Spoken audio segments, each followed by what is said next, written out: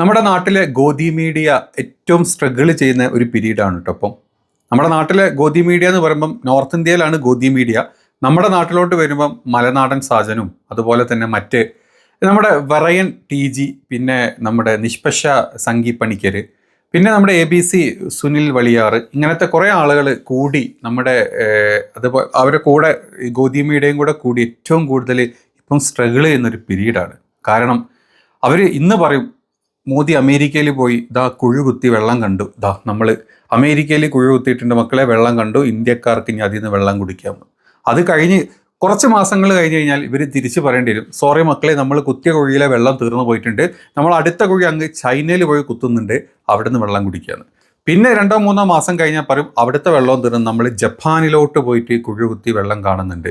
ഇങ്ങനെ ഒരു മോദിക്ക് വേണ്ടി പണിയെടുക്കുന്ന അല്ലെങ്കിൽ മോദി ചെയ്യുന്ന എന്തൊരു ഡിപ്ലോമസിയും അട്ടർ ഫ്ലോപ്പായി എന്ന് കണ്ടു കഴിഞ്ഞാൽ അതിനെ ന്യായീകരിക്കാൻ നമ്മുടെ നാട്ടിലെ ഗോദി മീഡിയയും മലനാടന്മാരും നമ്മുടെ TG-മാരും അതല്ലെങ്കിൽ സംഘപ്പണിക്കന്മാരും കൂടെ ഒക്കെ കഷ്ടപ്പെടുന്ന ഒരു കഷ്ടപ്പാട് കണ്ടു കഴിഞ്ഞാൽ പുറത്തിരുന്ന് ചിരിക്കാൻ മാത്രമേ നമുക്ക് തോന്നുന്നുള്ളൂ. പിന്നെ കൂട്ടത്തിൽ കഷ്ടപ്പെടുന്ന പാവപ്പെട്ട കുറച്ച് സംഘികളും, പിന്നെ നമ്മുടെ നാട്ടിൽ നിന്ന് ഈ പറഞ്ഞ സ്ഥലങ്ങളിലൊക്കെ പോയിട്ട് പണി പോയിട്ട് മുഞ്ചിത്തെറ്റിരിക്കുന്ന കുറേ ആളുകളുടെ കാര്യത്തിൽ മാത്രമേ നമുക്ക് സങ്കടമുള്ളൂ.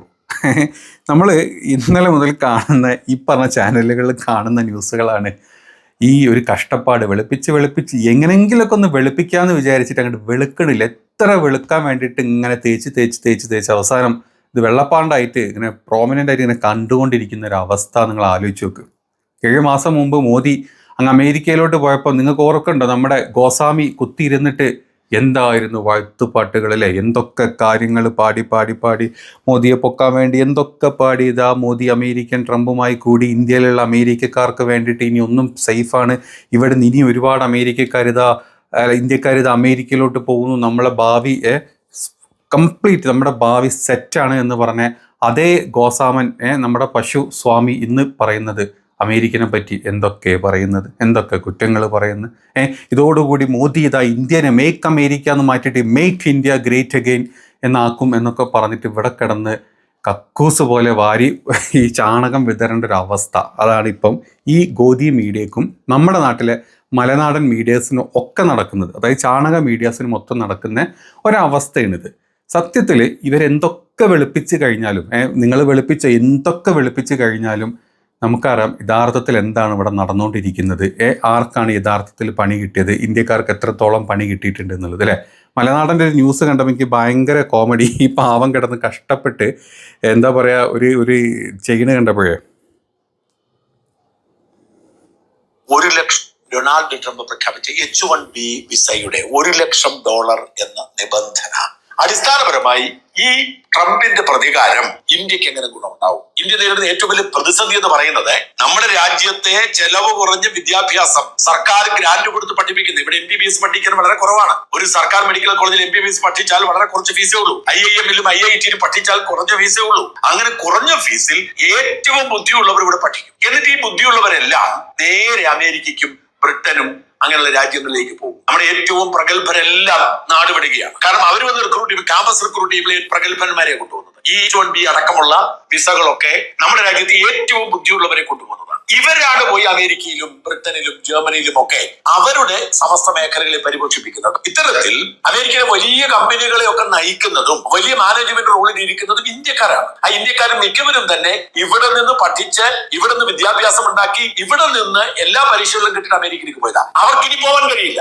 സുന്ദർ പിച്ചായുടെ കാര്യം എടുക്കുക. സുന്ദർ പിച്ചായി ഇപ്പോഴായിരുന്നു എഞ്ചിനീയറിംഗ് പഠിച്ചതെന്ന് കരുതുക. സുന്ദർ പിച്ചായിക്ക് അമേരിക്കയിലേക്ക് പോകാൻ പറ്റില്ല. H-1B വിസയില്ല. $1,00,000 ഒരു അമേരിക്കൻ കമ്പനിയും കൊടുക്കില്ല സുന്ദർ പിച്ചായി എടുക്കാൻ. അപ്പോൾ എന്ത് ചെയ്യും? സുന്ദർ പിച്ചായി ഇവിടെ ജോലി ചെയ്യും, ഇവിടെ സ്ഥാപനങ്ങൾ. കാരണം അങ്ങോട്ട് പോകാൻ അവസരം കിട്ടുന്നില്ല. വലിയ കഴിവുള്ളവർക്ക്, ശാസ്ത്രജ്ഞന്മാർക്ക്, ഈ എഞ്ചിനീയർമാർക്ക്, ഡോക്ടർമാർക്ക് വിദേശത്തേക്ക് പോകാൻ കഴിയാതെ വരുമ്പോൾ അവർ, അതായത് നമ്മുടെ മലനാട് പറയുന്നത് എന്താണ്, ഇനി മുതൽ നമ്മുടെ ടാലൻറ്റ് കംപ്ലീറ്റ് ഇന്ത്യൻ ടാലൻസ് ആയിട്ടുള്ള ആളുകൾ അമേരിക്കയിലോട്ട് പോവാണ്ട് ഇന്ത്യയിൽ പടുത്തുയർത്താൻ പോകുന്നു ഒരു വലിയ അമേരിക്കനേക്കാൾ വലിയൊരു ഇന്ത്യനെന്ന്.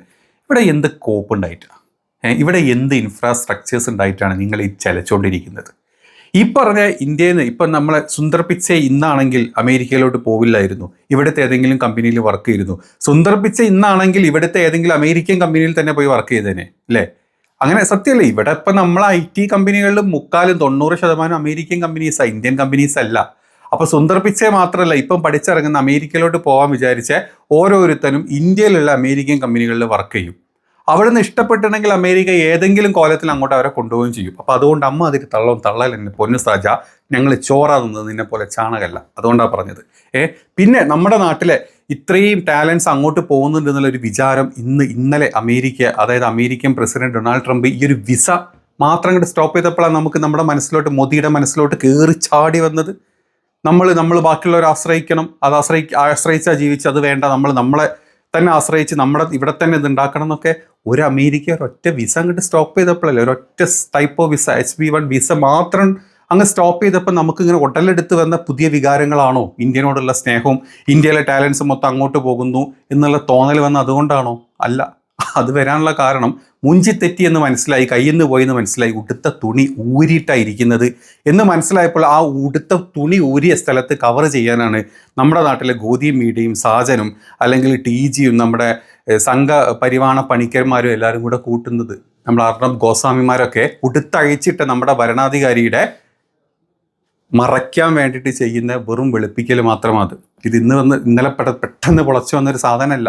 ഇത്രയും കാലം 11 വർഷം 12 വർഷം ഞങ്ങൾ അങ്ങ് മേക്കം ഇന്ത്യ ഉണ്ടാക്കിക്കൊണ്ടിരുന്നൊരു എന്തേ ഇവിടെ ഇതുവരെ നല്ലൊരു ജോലി, നല്ലൊരു ഇൻഫ്രാസ്ട്രക്ചർ, ഇത്രയും നല്ല ഇന്ത്യൻ കമ്പനികൾ എന്തുകൊണ്ട് വളരുന്നില്ല? ലോകത്തെ 1000 കമ്പനികൾ, നല്ല ബെസ്റ്റ് IT 1000 കമ്പനികൾ എടുത്ത ഇന്ത്യൻ കമ്പനികളൊന്നും ഇല്ലടോ. അതിൽ 1, 2, 3 കമ്പനി ഉണ്ടെങ്കിലുണ്ട്. ബാക്കി കംപ്ലീറ്റ് അമേരിക്കൻ ഹെഡ്ക്വാർട്ടേഴ്സുള്ള, American base, American fund, American ഇൻവെസ്റ്റേഴ്സുള്ള കമ്പനികൾ മാത്രമേ ഉള്ളൂ.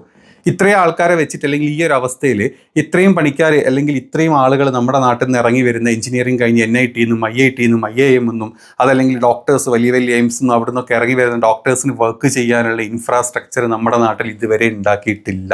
ഇനി ഇൻഫ്രാസ്ട്രക്ചർ അങ്ങ് വലിയ ബിൽഡിംഗ് ഉണ്ടാക്കി വെക്കുക എന്നുള്ളതല്ല, അങ്ങോട്ട് പോകാനുള്ള സൗകര്യം, അവിടെ നിന്ന് വരാനുള്ള സൗകര്യം, നമ്മുടെ വീട്, നമ്മുടെ നാട്, നമ്മുടെ സൊസൈറ്റി, ഇതൊക്കെ മാറണം. ഒരു നേരത്തെ ഭക്ഷണം ഇല്ലാണ്ട് ഭയങ്കര പട്ടിണിയിൽ ജീവിക്കുന്ന 25 കോടിയുള്ള ആൾക്കാരാണ്. ഒരു നേരത്തെ ഭക്ഷണം പോലും മര്യാദയ്ക്ക് കഴിക്കാണ്ട് ജീവിക്കുന്ന 25 കോടിയുള്ള ഇന്ത്യ മഹാരാജ്യത്ത് അവരുടെ പട്ടിണി മാറ്റാൻ പറ്റാത്ത നമ്മളാണ് ഈ ആൾക്കാർക്ക്, അല്ല അമേരിക്കയിലോട്ട് പോകാൻ നിന്ന ആൾക്കാർക്ക് ഇവിടെ ഇൻഫ്രാസ്ട്രക്ചറുകൾ ഒരുക്കി അവരവിടെ പണിക്കിരുത്തി ഇന്ത്യൻ അങ്ങ് ഉണ്ടാക്കാൻ പോകുന്നു എന്ന് പറയുന്നത്. ഇത് ഈ ഒരു ദിവസം 2 ദിവസം കൊണ്ട് ചെയ്യാൻ പറ്റുന്ന പ്രോസസ്സല്ല. ഇതൊക്കെ പണ്ടേ ചെയ്യേണ്ട പ്രോസസ്സായിരുന്നു. ഏത് രാജ്യം ആൾ ഭരിച്ചോട്ടെ, കോൺഗ്രസ് ഭരിച്ചോട്ടെ, BJP ഭരിച്ചോട്ടെ, അതൊന്നും നമ്മളെ കൊണ്ട് ഇതുവരെ ചെയ്യാൻ പറ്റിയിട്ടില്ല ഈ കാലം വരെ. പിന്നെ ഈ ഒരൊറ്റ ആളെ വേണ്ടിയിട്ട്, ഈ ഒരു മോദിനെ മാത്രം സുഖിപ്പിക്കാൻ വേണ്ടിയിട്ട് ഇങ്ങനെ കിടന്ന് തേച്ച് വലിക്കുന്ന വെട്ടാവളിയന്മാരെ നിങ്ങൾ ഈ പാവം സംഖ്യകളെ പറഞ്ഞു പറ്റിക്കല്ലത്.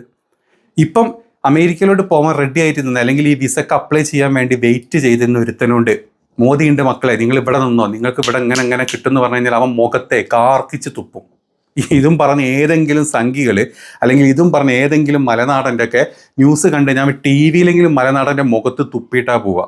അവൻ്റെ അമേരിക്കൻ സ്വപ്നങ്ങളും അല്ലെങ്കിൽ അവൻ്റെ കരിയറും അവൻ ഉണ്ടാക്കാൻ പോകുന്ന പൈസയും എല്ലാം കൂടെ ചിന്തിച്ച് ജീവിച്ചിരിക്കുന്ന ഒരുത്തൻ നിങ്ങൾ ഇന്ത്യയിൽ തന്നെ, ഞങ്ങളുടെ മോദിജി ഉണ്ട് നിങ്ങൾക്ക് എന്ന് പറഞ്ഞാൽ അവൻ കാർക്കിച്ച് തുപ്പി ഈ എല്ലാത്തിൻ്റെയും മുഖത്ത്.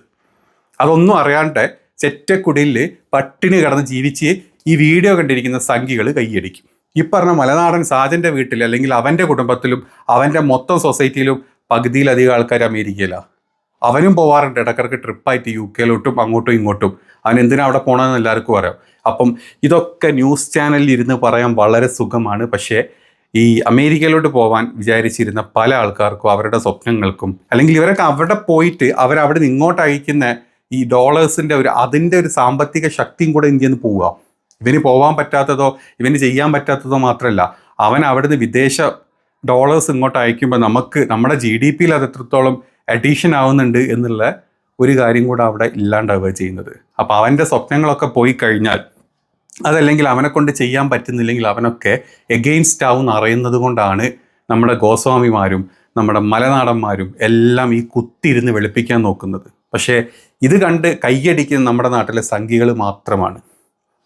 ഒരു വർഷത്തെ കണക്കെടുക്കാൻ ഏകദേശം 85,000 ആളുകളെ ഈ വിസ H-1B വിസയിൽ അങ്ങോട്ട് കൊണ്ടുപോകുന്നുണ്ടെങ്കിൽ ആ ആൾക്കാർ പോകുന്നതിൻ്റെ കൂട്ടത്തിൽ അയാളുടെ ഫാമിലിയിൽ 2 മക്കൾ അല്ലെങ്കിൽ 3 മക്കളും ഒരു വൈഫും 4 പേര് വെച്ചിട്ട് H-4 വിസയും കൂടെ അതിലൂടെ അടങ്ങിയിട്ടാണ് ഈ ആളുകൾ അങ്ങോട്ട് പോകുന്നത്. ഏകദേശം 2.5-3 ലക്ഷത്തോളം ആളുകൾ ഓരോ വർഷവും അങ്ങോട്ട് പോകുന്നുണ്ട്. അത്രയും ആളുകാരാണ് ഇവിടെ സ്റ്റെക്കാകാൻ പോകുന്നത്. അവർക്ക് അങ്ങോട്ട് പോകാൻ പറ്റുന്നില്ല. ഇവിടെ അതിനുള്ള ഫെസിലിറ്റിയോ കാര്യങ്ങളോ ഇല്ല. ഇനി ഇവിടുന്ന് കുറച്ചെങ്കിലും ഇങ്ങനത്തെ ആൾക്കാർക്ക് ഒരു ഫെസിലിറ്റി കൊടുക്കുന്നുണ്ടെങ്കിൽ അത് അമേരിക്കൻ കമ്പനീസാണ്. ആ അമേരിക്കൻ കമ്പനീസിൽ അവിടെ 10 ലക്ഷം സാലറി കിട്ടുമ്പോൾ ഇവിടെ 1 ലക്ഷം സാലറിക്ക് ഫ്രസ്ട്രേഷൻ അടിച്ച് അവൻ ഇവിടെ ജോലി ചെയ്യാൻ പോകുന്നത്. ഇനി അമേരിക്കൻ സ്വപ്നം കണ്ടവൻ നാട്ടിൽ ഇത് വെച്ചിട്ടാണ് ജോലി ചെയ്യാൻ പോകുന്നത്. ഇത് വെച്ച് ജോലി ചെയ്താൽ തന്നെ അവൻ വീട്ടിലെ പ്രാരാബ്ദങ്ങളും ബുദ്ധിമുട്ടുകളും കാര്യങ്ങളും വീട്ടിൽ നിന്ന് പുറത്തിറങ്ങി ഓഫീസിലോട്ട് പോകുന്ന വഴിക്കുള്ള എല്ലാ ബുദ്ധിമുട്ടും, നമ്മുടെ റോഡായിക്കോട്ടെ, പബ്ലിക് ട്രാൻസ്പോർട്ട് ആയിക്കോട്ടെ, എന്ത് നിങ്ങളെടുത്തോ, ഇതിലൊക്കെ കാര്യങ്ങൾ കണ്ട് അവൻ മടുത്ത് അവൻ കമ്പനി അല്ലെങ്കിൽ ഒരു ഓഫീസിലെത്തുന്നത്. അതോടുകൂടി അവൻ്റെ ഒരു ടാലൻ്റ് ഉണ്ട്, അത് അവിടെ തീരെ ചെയ്ത് അവനെ മടുക്കുക ചെയ്യുന്നത്. ഏറ്റവും നല്ലൊരു ഇൻഫ്രാസ്ട്രക്ചർ കൊടുത്ത് അവിടേക്ക് എത്രയും പെട്ടെന്ന് നല്ല രീതിയിൽ ഒരു എംപ്ലോയി വന്ന് അവൻ അവിടെ ഇരുന്ന് ഫ്രഷ് ആയിട്ട് വർക്ക് ചെയ്യുമ്പോഴേ ഈ പറഞ്ഞ സുന്ദര പിച്ചയും അതല്ലെങ്കിൽ അല്ലാത്ത പിച്ചകളൊക്കെ ആവുന്നുള്ളൂ നാട്ടിലെ ആൾക്കാർ. അതൊന്നും ഇല്ലാത്ത ഇന്ത്യയിൽ ഞങ്ങളിവിടെ 10 സുന്ദര പിച്ചേൻ ഉണ്ടാക്കും എന്ന് പറഞ്ഞു കഴിഞ്ഞാൽ നടക്കാൻ പോകുന്നില്ല. സുന്ദര പിച്ചയും വർക്ക് ചെയ്യുന്നത് ഗൂഗിളിലാണ്, നമുക്ക് എല്ലാവർക്കും അറിയാം അല്ലേ. അപ്പോൾ അയാൾക്ക് അവിടെ പോയി വർക്ക് ചെയ്തപ്പം ഗൂഗിൾ പോലത്തെ ഒരു ഇൻഫ്രാസ്ട്രക്ചർ അതേപോലത്തെ ഒരു ഇതിലുള്ളപ്പം അയാൾക്ക് അവിടെ അയാളുടെ കംപ്ലീറ്റ് ടാലൻറ്റ് അവിടെ ഉപയോഗിക്കാൻ പറ്റി. ഇന്ത്യയിലാണെങ്കിലും നടക്കൂ. ഇന്ത്യയിൽ അയാൾ ഉപയോഗിക്കേണ്ട അമേരിക്കൻ കമ്പനീസിന് തന്നെ അല്ലേ. അതല്ലാണ്ട് ഇന്ത്യൻ കമ്പനികൾ എത്ര കമ്പനികളുണ്ട് ഇവിടെ. വേൾഡിലെ മൊത്തം എടുക്കുക. നീ ഒരു എന്താ പറയുക, ഈ കാണുന്നൊരു കേരളം മാത്രം, അല്ലെങ്കിൽ ഈ സംഘി പറഞ്ഞു തരുന്ന, അല്ലെങ്കിൽ ഈ സംഘി ഗോദി മീഡിയ പറഞ്ഞു തരുന്ന ഒരൊറ്റ വ്യൂവിൽ കാണാണ്ട് അങ്ങോട്ട് വൈഡാക്കി നോക്കി ലോകം എന്താണെന്നുള്ളത്. എല്ലാം കൂടെ നമ്മൾ ഇവിടെ ചെയ്യും എന്ന് പറയുന്നത് വരുന്ന ഇലക്ഷനുകളും നമ്മുടെ മോദി ഭക്തിയും മൂത്ത് നടക്കുന്ന ആൾക്കാരാണ് നിങ്ങളെ ഈ പറഞ്ഞു പറ്റിക്കുന്നത്. അതാണ് ഇതിൻ്റെ സത്യാവസ്ഥ. ഈ ഒരു ന്യൂസ് വന്ന സ്പോട്ടിൽ തന്നെ അമേരിക്കയിൽ നിന്ന് ഇന്ത്യയിലോട്ട് വരാൻ വന്നിരുന്ന എത്ര ആളുകൾ, ഇന്ത്യക്കാർ എയർപോർട്ടിൽ ചെന്നതിന് ശേഷം അവിടെ നിന്ന് ഫ്ലൈറ്റിൽ ബോർഡിങ് കഴിഞ്ഞിട്ട് ഫ്ലൈറ്റിൽ നിന്ന് ഇറങ്ങി ഞങ്ങൾക്ക് തിരിച്ചു വരണമെന്നും പറഞ്ഞ് 3 മണിക്കൂറോളം ഫ്ലൈറ്റ് ഡിലേ ചെയ്തായിരുന്ന ആൾക്കാർ ഇറങ്ങിപ്പോകുന്ന ന്യൂസ് നിങ്ങൾ കണ്ടിരുന്നല്ലേ. ഇങ്ങനത്തെ ന്യൂസുകളൊക്കെ ഉണ്ട്. അപ്പം എന്ത്, ഈ ആൾക്കാരൊക്കെ അങ്ങോട്ട് വന്നോട്ടെ, നമ്മളെ മോദി വിളിച്ചിട്ടുണ്ട്, നമുക്ക് അങ്ങോട്ട് നാട്ടിലോട്ട് ഓടിച്ചെല്ലാം എന്ന് പറഞ്ഞിട്ട് എന്തേ ഇങ്ങോട്ട് വരാത്തത്? അവർക്കറിയാം ഇവിടെ വന്നു കഴിഞ്ഞാൽ പട്ടിനും പരിവട്ടും അല്ലെങ്കിൽ സംഘിക്ക് ജയ് വിളിച്ച് നടക്കേണ്ട അവസ്ഥയാണ് ഞങ്ങൾക്ക് എന്നുള്ളത്. അതുകൊണ്ട് തന്നെ അവർക്കത് താല്പര്യമില്ല. പോവാൻ റെഡിയായി നിന്നവൻ മുഖത്ത് നോക്കി മോദീനെ അല്ലെങ്കിൽ ഈ പറഞ്ഞ ആളുകളെ കണ്ടാൽ കാർക്കിച്ച് തുപ്പും പോകാൻ റെഡിയായി നിന്ന ആൾക്കാർ ഇന്ത്യയിൽ നിന്ന്. അതല്ലാണ്ട് മോദി ഞങ്ങൾക്ക് എല്ലാം ചെയ്തു തരും, ഞങ്ങൾ ഇവിടെ തന്നെ നിന്നോളാം എന്ന് ഇവരാരും പറയുന്നില്ല. അതിനുള്ള അവസരം ഇപ്പം ആയിട്ടില്ല. അതായിട്ടുണ്ട്. നിങ്ങൾ അതിനുള്ള എല്ലാ ബേസും നമ്മളൊരു സംഭവം ഉണ്ടാക്കുമ്പോൾ ആ ബേസെങ്കിലും നിങ്ങൾ ഉണ്ടാക്കിയിട്ടുണ്ടായിരുന്നു എന്നിട്ടാണ് ഈ ഡയലോഗ് പറഞ്ഞെങ്കിൽ അതിൽ കാര്യമുണ്ട്. ഇപ്പോൾ ഈ ഒരു വിസ സ്റ്റോപ്പ് ചെയ്തെന്നുള്ള ഒറ്റ കാരണം കൊണ്ട് ഇല്ലാത്ത കാര്യങ്ങളും പറഞ്ഞ് ഇന്ത്യ പൊട്ടും, ഇന്ത്യ പൊട്ടിത്തെറിക്കില്ല, ഇന്ത്യ പൊട്ടിത്തെറി ചാമ്പലാവും.